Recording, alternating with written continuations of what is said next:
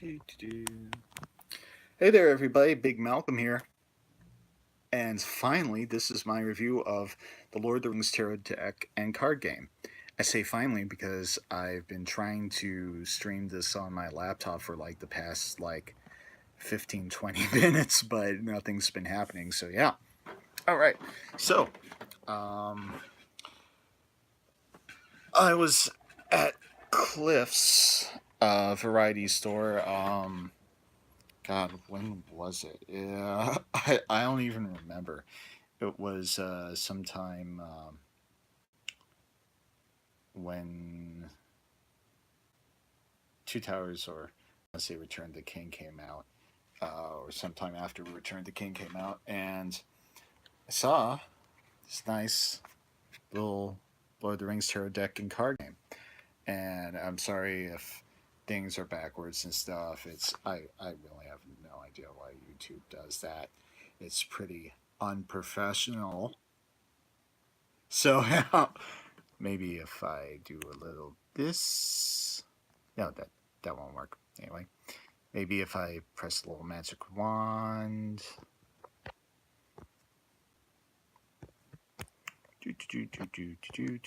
Just want to see if. Okay, that won't work either.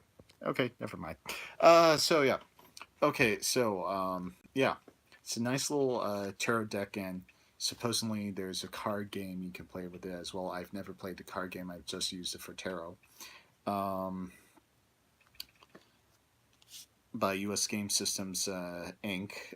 I believe they're the people that also made the Hobbit tarot deck, because the illustrations are very similar.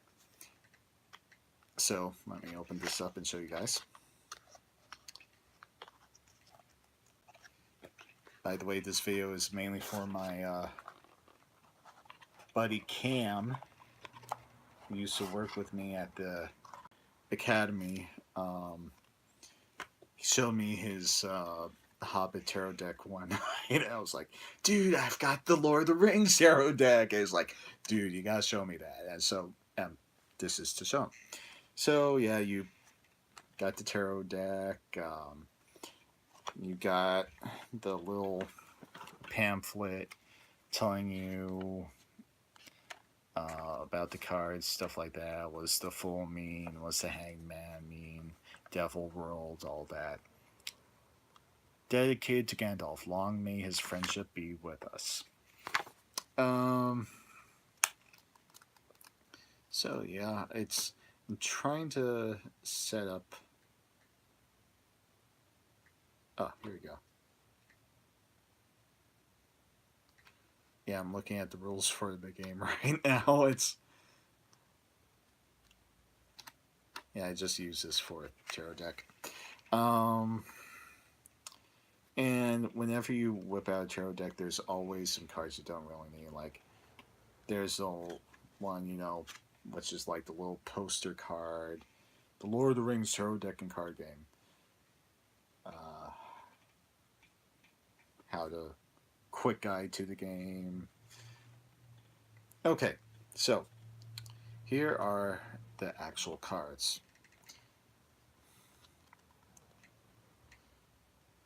And by the way, I think a lot of these cards are actually based not just on The Lord of the Rings, but also other books as well, like Silmarillion or stuff like that, because there's some pictures that and stuff that I don't remember being Lord of the Rings. So yeah. So stay on my lap. Stay on my lap. So here we have number 8, Strength. We have the 6 of Cups.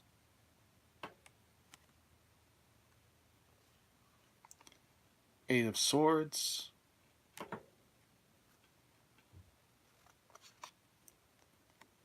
Judgment. 9 of Coins.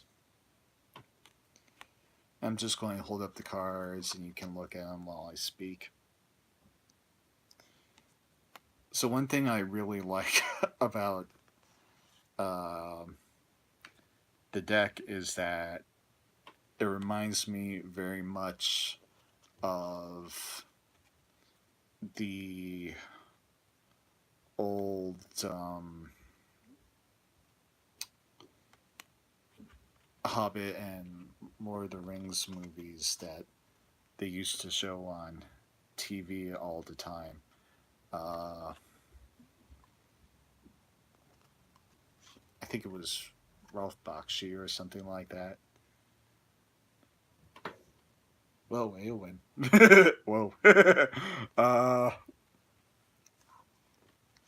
the That's what the illustrations remind me of.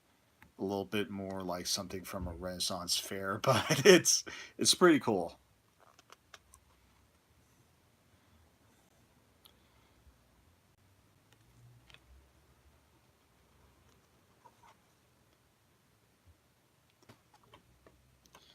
So, why do I have a tarot deck? Because I am very much into the occult and the and for a while I've heard about tarot cards and stuff like that, and I wanted to get myself a deck, but I didn't know which deck I should get myself. Then I just saw this and was like, whoa, this is really cool. It's Lord of the Rings and stuff like that. And so, yeah. Oh, and by the way, tarot decks can be very expensive. This one I got for only $16. Yeah, only $16. Tarot decks can cost anywhere from like $10 more to twice as much as that. It really depends on how highly the people think of themselves, stuff like that, and also the contents that they give you when you're buying the deck, like how well illustrated the cards are, um, what the booklet is like that comes with it, stuff like that.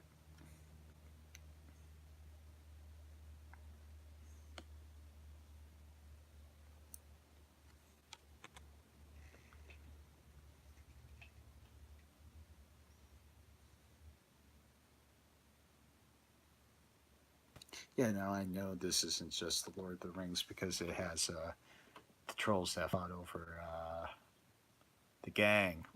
That's from The Hobbit, so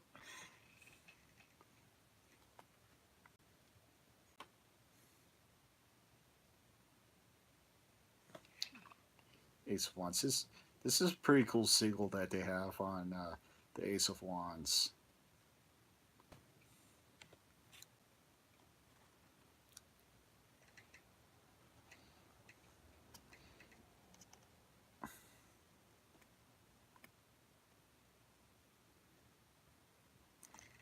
Something I always have to ask myself about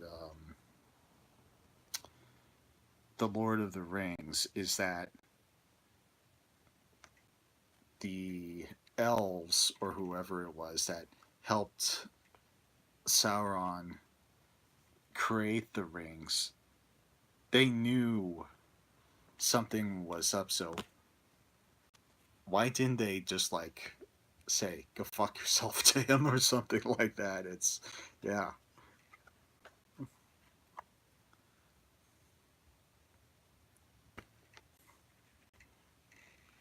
yeah. We know you're up to something, but we're going to create these rings for you anyway, so you can most likely take over the world in like some thousand years and blah blah blah stuff like that. Stupid politics. Stupid politicians. Okay, so this is another one of my favorite pictures in the deck. It's the Hierophant, which portrays Saruman the White. Now, if you look at his robe, it's obviously not white. It's all these different colors, which is what his robe was supposed to look like in the story. Yeah, it's supposed to be white, but when the light hits it, it's supposed to shimmer and have all these other colors going across it as well, which is supposed to reflect how greedy he is. So yeah. Yeah. Who's that again? Oh yeah, it's Bilbo in Smog's cave.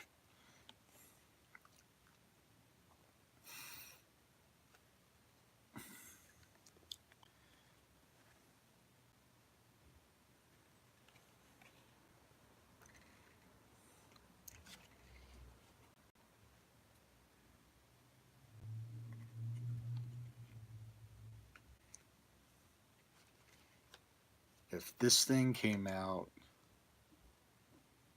when my parents were still kids, these things would have like sold out. It's like that because of the whole hippie movement and everything else.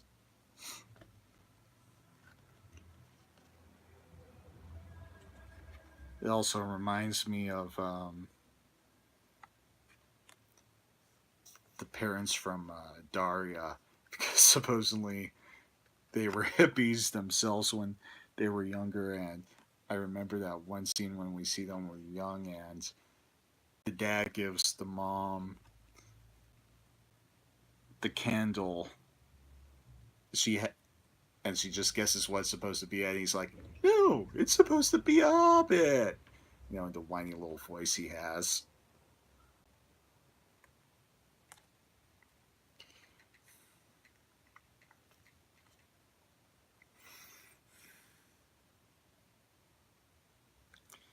Angel Moon, hi, could I have a reading, please? Maybe. So yeah. Um,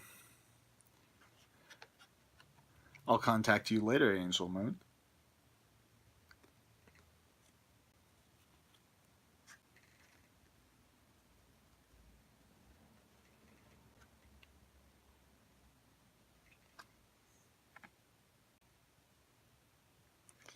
So my mom is a big Tolkien fan, and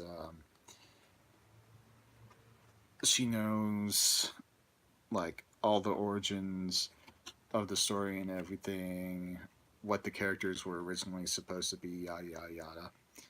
Turns out Strider was also, known as Aragorn, also known as however you say Greenstone in the Elven language, so on and so forth, was originally supposed to be a badass hobbit with a fake leg.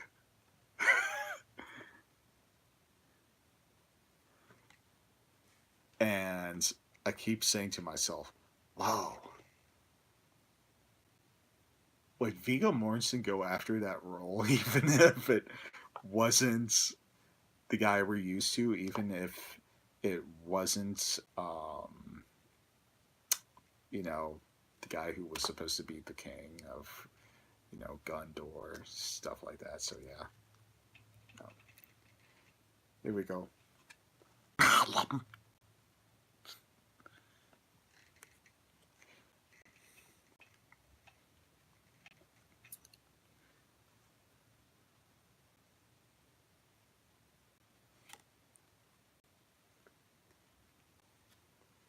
And I love it how in the movies. So the thing is that with hobbits, they're not supposed to be able to grow facial hair, but I love it in the movie how um, Sam, Frodo, Merry, and Pip, they get dirty, and you can see the dirt in the pores where their facial hair would grow. It's like, whoa, you can additionally touch that up. Yeah. Uh, okay.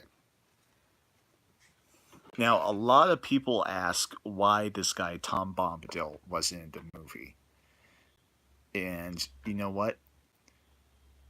The directors have their reason, the producers have their reason, the director has a reason. Me personally, this is my reason. Because Robin Williams is the only guy in my mind who could do it. Yeah. Take a look at the way he's acted throughout the years and stuff and try to tell me Robin Williams wouldn't make a good Tom Bombadil.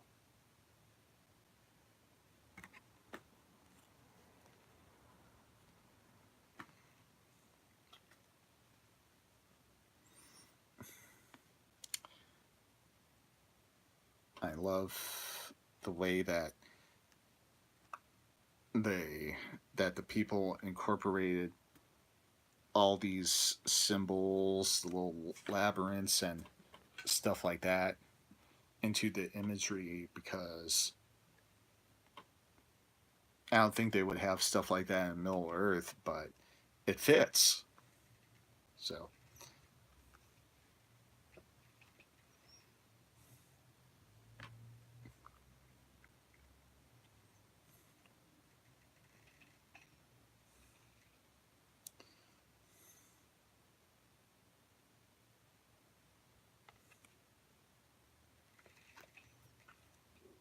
yeah.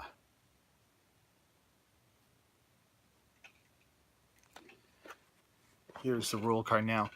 Something that I've always asked myself. Okay, so Middle Earth, that's supposed to be Europe during the World Wars. Most likely World War One is, and I keep asking myself, what was the rest of the world like? Is it like the world of Avatar? It's, yeah, because they really only focus on white people and the very few non-white people we see in the story. They're bad and they're working for Sauron. Except for the hobbits, because they are supposed to be somewhat dark skinned. It's, yeah.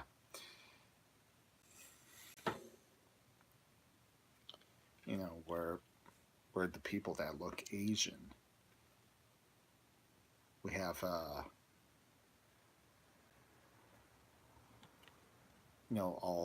all the men from the east that met up with that teamed up with Sauron.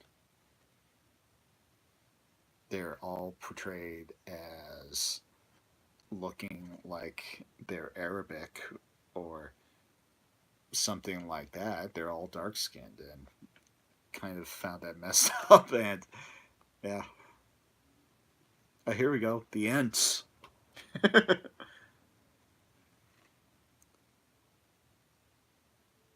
Kind of looks like he's about to blow a booger out of his nose, doesn't it? It's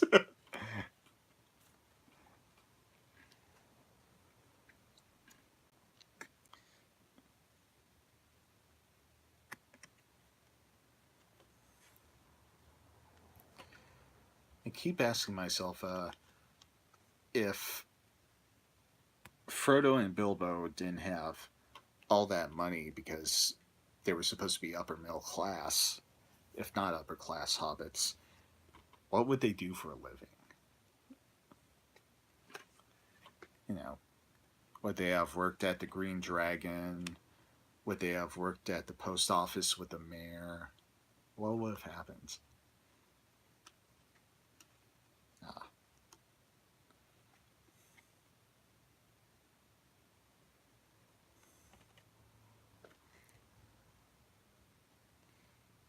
I love it that the mayor at the Shire is nothing more than a glorified postmaster.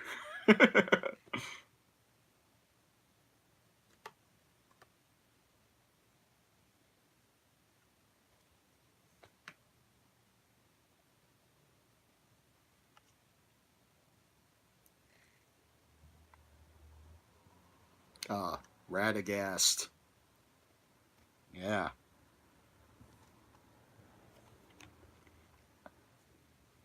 I that's what I thought he was originally going to look like, but I do like the version they gave us in the Hobbit movies.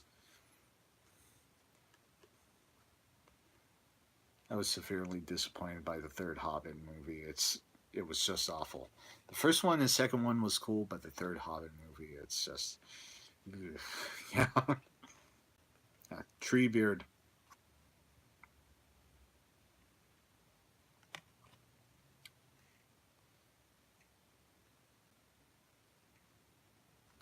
Where's his beard? It looks too young. Well, he is supposed to look young for his age, you know.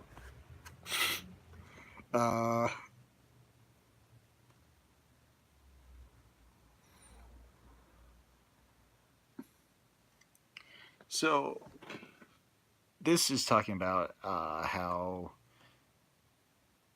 Theoden is supposed to rid himself of Wormtongue's influence. I'm like, is that supposed to be Wormtongue behind him? Too good looking. Not creepy looking enough.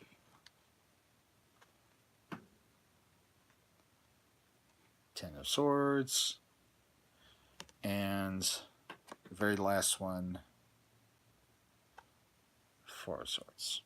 There you go. Okay. So, wow, 21 minutes. So, for those looking for a brand new tarot deck, if you want a reading for this, 0 being absolute crap and 10 being absolute must get, I would pretty much give this like a 9. It's pretty high up there. It's pretty good.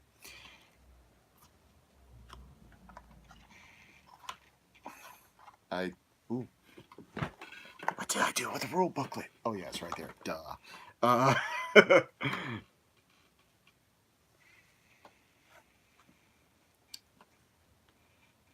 It's pretty cool. Get a tarot deck and a card game in one, and it's only $16, which is very cheap for a tarot deck. Yeah. Hi, somebody wrote hi, H-Y. It's spelled H-I. Anyway, so so with that being said, folks, it's pretty good, pretty cool. I think they're still being made. If you're able to grab one from like eBay or something like that. So yeah, and so go out, get it. It's for Lord of the Rings fans and anybody else who wishes to get one. This is Big Malcolm signing out, saying peace out, everybody. Yep.